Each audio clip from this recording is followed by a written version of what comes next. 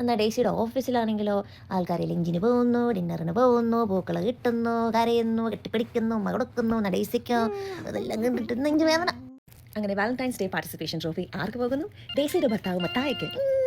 6 of relationship advice that no one asked for. Let's talk about some post-Valentine Day tea.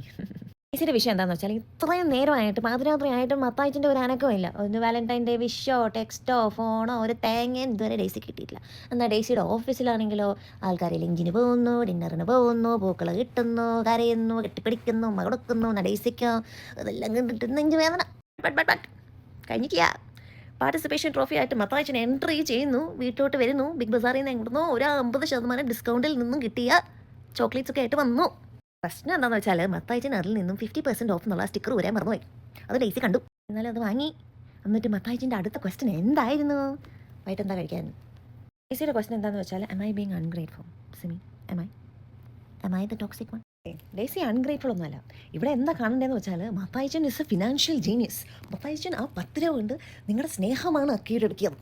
വാ വാ വാ വാ. Not talking about the bare minimum anymore. We are talking about the sub-basement of the effort. He didn't just miss the bar, he's using the bar as a toothpick. അത്രയ്ക്കും മിടുക്കനാണ് മത്തായിച്ചൻ. അടിക്കണം നിന്നെ മത്തായി. നീ എങ്ങും എത്താത്ത എൻ്റെ അഭിപ്രായം കേൾക്കണോ? സൈക്കോളജി എന്നൊക്കെ പറഞ്ഞാൽ എങ്ങനെയാണെന്ന് വെച്ചാൽ ഞാൻ കേട്ടിട്ടുണ്ട്, നമ്മൾ അവരോട് എടുത്ത് ഇങ്ങനെ പറയണം. നമ്മൾ അല്ലാതെ ഇങ്ങനെ നമ്മുടെ തലയിൽ ഇങ്ങനെ ഓരോന്ന് വെച്ചിട്ട് നമ്മൾ അവരിങ്ങനെ ഊഹിച്ചെടുക്കണം എന്നൊന്നും നടക്കില്ല.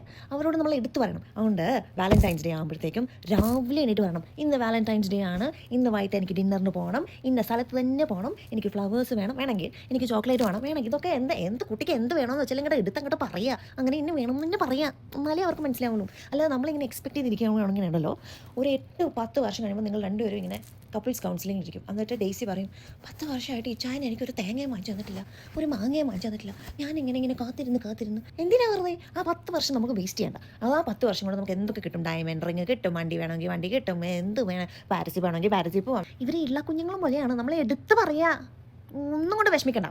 അങ്ങനെയാണ് എൻ്റെ തെറപ്പിസ്റ്റ് പറഞ്ഞത്, നമ്മൾ എടുത്ത് പറയുക. അല്ലാതെ നമ്മൾ അവർ ഗസ് ചെയ്യും, ഇപ്പം കൊണ്ടുവരും, ഇപ്പം കിട്ടും പറഞ്ഞാൽ ഒന്നും കിട്ടത്തില്ല. അതുകൊണ്ട് ഡേയ്സി നെക്സ്റ്റ് വാലന്റൈൻസ് ഡേ ചോദിച്ച് വാങ്ങിക്കുക.